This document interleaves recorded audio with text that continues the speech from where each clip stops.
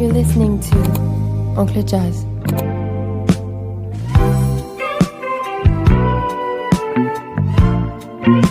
Assalamualaikum warahmatullahi wabarakatuh. Perkenalkan, nama saya Alfarisi Ramadhani dengan NIM 2410 di Banten. Perkenalkan, nama saya Julianti dengan 2410 Perkenalkan, nama saya Nina Khalifa dengan NIM 2410 Perkenalkan, nama saya Kayla Indonesia dengan NIM 2410 Dari kelas 6 ingin menjelaskan penyakit hawar daun pada tanaman jagung yang disebabkan oleh bakteri Panthoea stewarti. Selamat menyaksikan. Baik. Nah, sebelum itu, penyakit hawar daun atau layu sitwort pada tanaman jagung disebabkan oleh bakteri Panthoea stewarti sub sp. Bagaimana gejala awalnya? Yang pertama, munculnya garis-garis klorotik atau kekuningan sejajar dengan tulang daun. Yang kedua, daun muda tampak layu, terutama saat cuaca panas. Yang ketiga, muncul lendir pada jaringan yang terinfeksi jika saat dipotong. Nah, bagaimana gejala lanjutannya? Yang pertama, garis kuning berubah menjadi coklat, nekrotik, dan menyebar ke seluruh daun. Yang kedua, daun mengering dan tampak seperti terbakar. Yang ketiga, pertumbuhan tanaman terhambat, terutama pada saat fase vegetatif. Dan yang terakhir, jika infeksi terjadi sejak dini, tanaman bisa mati sebelum menghasilkan tongkol. Nah, sekian, selanjutnya materi kedua. Ciri-ciri dan tanda. Yang pertama yaitu garis klorotik pada daun. Garis-garis klorotik kekuningan memanjang sejajar dengan tulang daun, merupakan gejala awal infeksi. Yang kedua yaitu adalah koloni bakteri media kultur. Penampangan koloni Panthoea stewarti sertawati yang ditumbuhkan pada media kultur. Yang ketiga, tanaman jagung terinfeksi.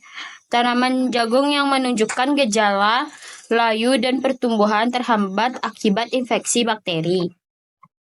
Dampak layu sitwort. 1. Penurunan produksi.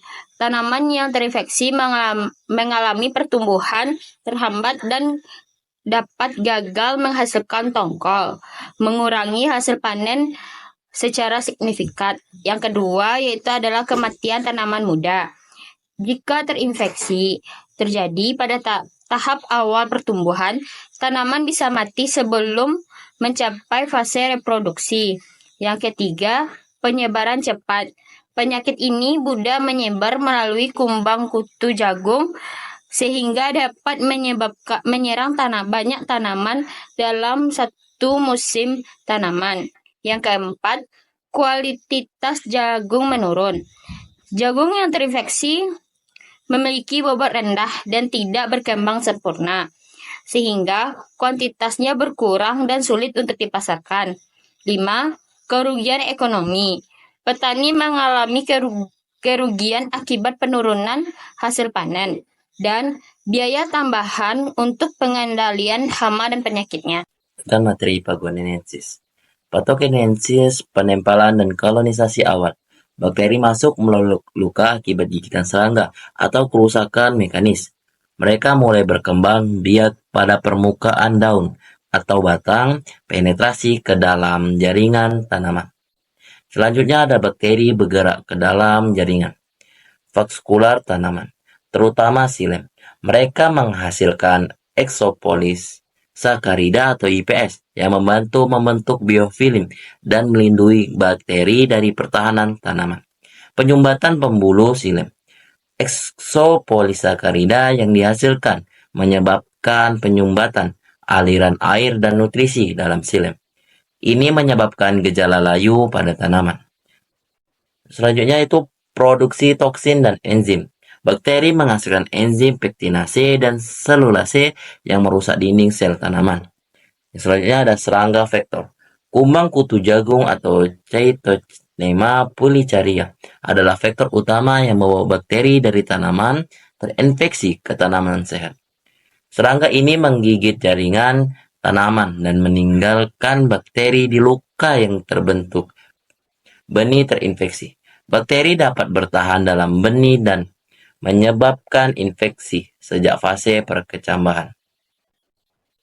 Tanaman yang tumbuh dari benih terinfeksi sering menunjukkan gejala lebih awal. Sisa tanaman dan tanah. Bakteri bertahan dalam residu tanaman yang tertinggal di ladang. Penyakit dapat menyebar ke tanaman baru melalui percikan air hujan atau kontak dengan tanah yang terkontaminasi. Selanjutnya ada alat pertanian. Peralatan yang digunakan ladang dapat menjadi media penyebaran bakteri jika tidak dibersihkan setelah digunakan pada tanaman yang sakit. Sekian penjelasan patogenesis dan penyebarannya. Selanjutnya ke materi selanjutnya. Baik, selanjutnya adalah cara penanggulangannya. Yang pertama yaitu dengan penggunaan benih bebas penyakit. Kita dapat menggunakan benih jagung bersertifikat yang terbukti bebas dari infeksi bakteri. Benih yang terinfeksi dapat menjadi sumber utama penyebaran penyakit di musim tanam berikutnya. Kemudian yang kedua, ada pengendalian serangga vektor. Kumbang kutu jagung atau Caectochnema pulicaria merupakan vektor utama penyakit ini. Gunakan insektisida berbahan aktif imidacloprid, karbofuran, atau neonicotinoid untuk mengurangi populasi vektor. Tanam tanaman perangkap atau lakukan rotasi tanaman untuk mengganggu siklus hidup serangga hama tersebut. Kemudian yang ketiga adalah pengelolaan lahan dan sanitasi. Kita dapat menghancurkan dan membuang sisa tanaman yang terinfeksi agar bakteri tidak bertahan di lahan. Gunakan alat pertanian yang bersih untuk mencegah penyebaran bakteri melalui peralatan. Terapkan rotasi tanaman dengan tanaman non-inang seperti kacang-kacangan atau sayuran untuk mengurangi populasi bakteri di tanah. Kemudian yang keempat, penggunaan varietas tahan penyakit. Menanam varietas jagung yang memiliki ketahanan terhadap Panthoea stewarti dapat membantu mengurangi dampak penyakit. Varietas tahan biasanya memiliki struktur jaringan yang lebih sulit ditembus oleh bakteri. Baik, selanjutnya akan dilanjutkan oleh rekan saya. Baik, di sini saya akan melanjutkan materi sebelumnya yang disampaikan oleh Alfarizi. Kemudian yang kelima ada penggunaan bakterisida jika diperlukan. Aplikasi tembaga, hidroksida atau antibiotik nabati dapat membantu mengurangi infeksi awal meskipun efektivitasnya terbatas. Penyemprotan harus dilakukan pada fase awal pertumbuhan jika ditemukan gejala awal penyakit. Kemudian yang keenam, monitoring dan deteksi dini. Lakukan pengamatan rutin pada tanaman untuk mendeteksi gejala awal seperti klorotik pada daun. Jika ditemukan tanaman terinfeksi, segera cabut dan bakar untuk mencegah penyebaran lebih lanjut. Oke, sekian dari saya. Terima kasih. Sekian penjelasan yang dapat kami sampaikan. Lebih dan kurangnya kami mohon izin dan mohon maaf. Assalamualaikum warahmatullahi wabarakatuh.